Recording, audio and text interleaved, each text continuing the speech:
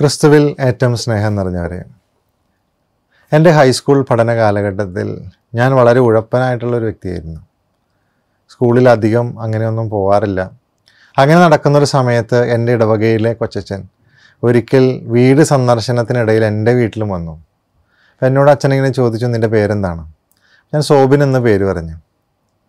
അദ്ദേഹം ഒരു മിനിറ്റ് ഒന്ന് ആലോചിച്ചിട്ട് പറഞ്ഞു, നിൻ്റെ പേരിൻ്റെ അർത്ഥം എന്താണെന്ന് നിനക്കറിയോ? ഞാൻ പറഞ്ഞു, ഞാൻ അങ്ങനെയൊന്നും ഇതുവരെ ചിന്തിച്ചിട്ടില്ല.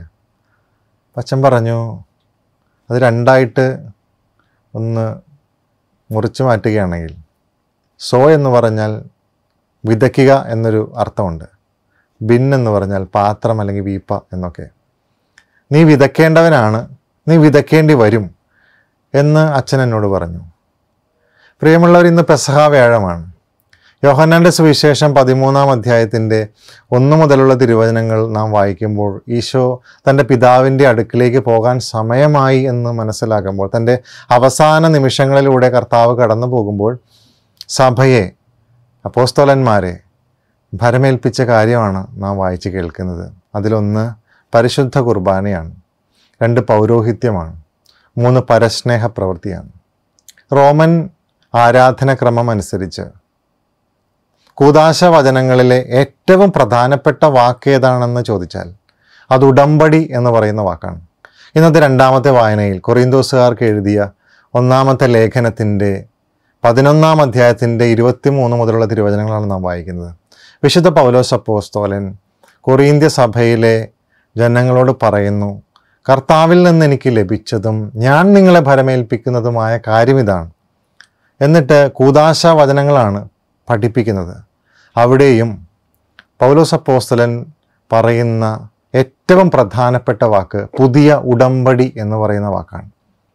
പുതിയ ഉടമ്പടി എന്ന് പറയുമ്പോൾ പഴയ ഒരു ഉടമ്പടി ഉണ്ടായിരുന്നു എന്നൊരു സൂചന ആ വാക്കിൽ തന്നെ ഉണ്ട്. പുറപ്പാട് പുസ്തകത്തിൻ്റെ 24-ാം അധ്യായത്തിൻ്റെ 1 മുതലുള്ള തിരുവചനങ്ങൾ വായിച്ചാൽ പഴയ ഉടമ്പടിയെപ്പറ്റി അവിടെ സൂചനകളുണ്ട്.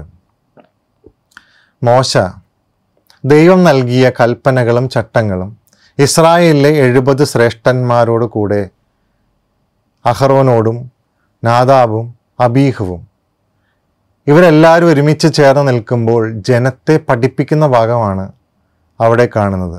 ദൈവം നൽകിയ നിയമങ്ങളും കൽപ്പനകളും ജനത്തെ മോശ പഠിപ്പിക്കുന്നു. ആ നിയമങ്ങളും കൽപ്പനകളും ഒക്കെ കേട്ട ജനം അത് പാലിച്ചു കൊള്ളാമെന്ന് വാഗ്ദാനം ചെയ്യുന്നു. അതിരാവിലെ മോശ മലയുടെ അടിവാരത്തിൽ 12 സ്തംഭങ്ങൾ ഇസ്രായേലിൻ്റെ ഗോത്രങ്ങളുടെ പ്രതീകമായി സ്ഥാപിച്ച് ബലിപീഠം സ്ഥാപിച്ച് ഒരു ബലിമൃഗത്തെ ബലിയർപ്പിക്കുന്നു. ബലിയർപ്പിച്ച സമയത്ത് പകുതി രക്തമെടുത്ത് ബലിപീഠത്തിൽ തളിക്കുന്നു. വീണ്ടും പകുതി രക്തം കൊണ്ട് ജനത്തെ വിശുദ്ധീകരിക്കുന്നു. ഉടമ്പടി രക്തവുമായി ബന്ധപ്പെടുത്തി ഇസ്രായേൽ ജനവുമായിട്ട് ഉണ്ടാക്കുന്നു. അങ്ങനെ ആ ഉടമ്പടി സ്ഥിരീകരിക്കുന്നു. ദൈവവും ഇസ്രായേൽ ജനവുമായി ഉണ്ടാക്കുന്ന ഉടമ്പടിയെ പറ്റിയിട്ട് വളരെ വ്യക്തമായി പുറപ്പാട് ഗ്രന്ഥകാരൻ നമ്മെ പഠിപ്പിക്കുകയാണ്. പിന്നീട് തങ്ങളുടെ വിശ്വാസം മറ്റ് ദൈവങ്ങളെ ആരാധിച്ചുകൊണ്ടും മറ്റ് പാപങ്ങളിൽ മുഴുകിക്കൊണ്ടും ഇസ്രായേൽ ജനം ഈ ഉടമ്പടി ഭേദിക്കുന്നുണ്ട്, ലംഘിക്കുന്നുണ്ട്. പ്രധാനമായിട്ട് നമ്മൾ കാണുന്ന 2 ഭാഗങ്ങൾ എന്ന് പറയുന്നത് BC 722 അസ്രിയ ജനവുമായി 12 ഇസ്രായേൽ ഗോത്രങ്ങൾ ഒരുമിച്ച് ചേർന്ന് നിന്നുകൊണ്ട് തങ്ങളുടെ ദൈവത്തെ ഉപേക്ഷിച്ച് ഉടമ്പടി ലംഘനം നടത്തുന്നു. യൂദാഗോത്രം പിന്നീട് BC 587 ബാബിലോൺ വിപ്രവാസത്തിലേക്ക് പോകുമ്പോൾ തൻ്റെ ദൈവത്തെ ഉപേക്ഷിച്ച് ഉടമ്പടി ലംഘിക്കുന്നു. എങ്കിലും ജെറമിയ പ്രവാചകൻ്റെ പുസ്തകം 31-ാം അധ്യായത്തിൻ്റെ 31-ാം തിരുവചനം നാം വായിച്ചാൽ ദൈവം തൻ്റെ ജനത്തെ പരിശുദ്ധാത്മാവിലൂടെ അറിയിക്കുകയാണ്, ഞാൻ നിങ്ങളുമായി പുതിയ ഒരു ഉടമ്പടി ചെയ്യാൻ പോകുന്നു എന്ന്. ആ ഉടമ്പടിയാണ് ദൈവത്തിൻ്റെ ബലിവസ്തുവായി പരിശുദ്ധ മറിയത്തിലൂടെ ജനിച്ച യേശുക്രിസ്തു കുരിശിൽ കാൽവരിയിൽ തന്നെ ബലിവസ്തുവായി അർപ്പിച്ചുകൊണ്ട് ആ രക്തത്താൽ ലോകം മുഴുവനും വേണ്ടി ലോകം മുഴുവൻ്റെയും പാപപരിഹാരത്തിന് വേണ്ടി സ്വയം അർപ്പിച്ച ആ രക്തം കൊണ്ട് ദൈവവുമായി ലോകത്തെ ഒന്നിപ്പിക്കുകയാണ്. അതാണ് പരിശുദ്ധ കുർബാനയിൽ നാം അനുസ്മരിക്കുന്നത്.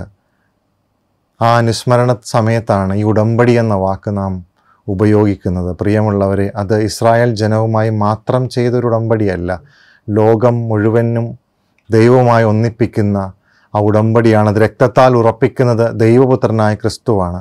അതാണ് ക്രിസ്തീയ ജീവിതത്തിൻ്റെ കേന്ദ്രബിന്ദുവായി മാറേണ്ടത്. വിശുദ്ധ ജോൺ പോൾ പാപ്പ ഒരിക്കൽ അങ്ങനെ പഠിപ്പിച്ചു. ദിവ്യകാരുണ്യം ക്രിസ്തീയ ജീവിതത്തിൻ്റെ കേന്ദ്രമാണ്. ആ ദിവ്യകാരുണ്യം നമുക്ക് സ്ഥാപിച്ച് നൽകിയ ദിവസമാണ് ഈ പെസഹ വ്യാഴം. രണ്ടാമതായിട്ട് പൗരോഹിത്യം നമുക്ക് സ്ഥാപിച്ച് നൽകിയ ദിവസമാണ്.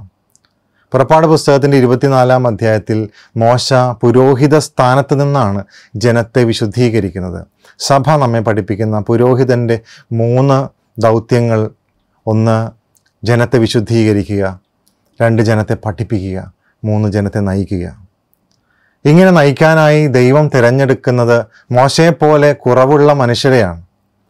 വിശുദ്ധ പൗലോസ് അപ്പോസ്തലൻ ഹെബ്രായർക്ക് എഴുതിയ ലേഖനത്തിൻ്റെ 5-ാം അധ്യായത്തിൻ്റെ 4-ാം തിരുവചനം വായിച്ചാൽ, ദൈവത്താൽ തിരഞ്ഞെടുക്കുന്നവരല്ലാതെ ഈ ബഹുമതിക്ക് ആരും സ്വയം വരുന്നില്ല. പ്രിയമുള്ളവരെ, ദൈവം തിരഞ്ഞെടുത്ത കുറവുകളുള്ള മനുഷ്യരാണ് പുരോഹിതർ. ഏറ്റവും പ്രധാനമായി നാം മനസ്സിലാക്കേണ്ടത് പുരോഹിതൻ ഇല്ലെങ്കിൽ ഉടമ്പടി ഇല്ല എന്നുള്ളതാണ്. വിശുദ്ധ ജോൺ മരിയ വിയാനി പുരോഹിതനെ പറ്റി പറയുന്ന മനോഹരമായ ഒരു വാചകം ഇങ്ങനെയാണ്: അപ്പത്തെ ദൈവമാക്കുന്നവനാണ് പുരോഹിതൻ. ഇത് ഈ പ്രപഞ്ചത്തിലെ ഏറ്റവും വലിയ അത്ഭുതമാണ്. തൻ്റെ കുറവുകളുള്ള കരങ്ങൾ വഴിയാണ് ദിവ്യകാരുണ്യമായിട്ട് ഒരപ്പം മാറുന്നത്.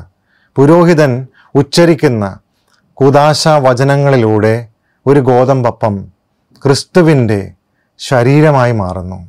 ഇതാണ് ഈ ലോകത്തിലെ ഏറ്റവും വലിയ അത്ഭുതം എന്ന് പറയുന്നത്. പ്രിയമുള്ളവരെ, പൗരോഹിത്യം കുറവുകളുള്ള മനുഷ്യരുടെ ഒരു സമൂഹമാണ്. ഈ കാലഘട്ടത്തിൽ ഏറ്റവും കൂടുതൽ വിമർശിക്കപ്പെടുന്ന ഒരു കൂട്ടം ആളുകൾ പുരോഹിതർ തന്നെയാണ്. അവർ കുറവുകൾ ഉള്ളവരാണ്. നമ്മുടെ ജീവിതത്തിൽ ഒരു ക്രിസ്ത്യാനിയുടെ ജനനം മുതൽ മരണം വരെയും അല്ലെങ്കിൽ അതിനുശേഷവും ഒരു പുരോഹിതൻ്റെ സാന്നിധ്യം ജീവിതത്തിൽ ആവശ്യമാണ്. പുരോഹിതൻ്റെ കരങ്ങളിലൂടെ അല്ലാതെ കൂദാശകൾ പരികർമ്മം ചെയ്യപ്പെടുന്നില്ല. പുരോഹിതൻ്റെ കരങ്ങളിലൂടെ അല്ലാതെ ക്രിസ്തു ഈ ഭൂമിയിൽ അവതരിക്കുന്നില്ല. ഈ ദിവസം എല്ലാ പുരോഹിതരെയും ഓർത്ത് നമുക്ക് പ്രാർത്ഥിക്കാം. ദൈവമായിട്ട് നമ്മളെ ഒരുമിപ്പിക്കുന്ന, നമ്മെ വിശുദ്ധീകരിക്കുന്ന, ദിവ്യകാരുണ്യം പരികർമ്മം ചെയ്യുന്ന ഈ പുരോഹിതൻ നമ്മുടെ ജീവിതത്തിൻ്റെ ഭാഗം കൂടെയാണ്. അവർ കുറവുകളുള്ളവരാണ്. നമ്മുടെ പ്രാർത്ഥനകൾ വഴി അവരെ നമുക്ക് ശക്തീകരിക്കാം. ദൈവം നമ്മെ സമൃദ്ധമായി അനുഗ്രഹിക്കട്ടെ. ആമേൻ.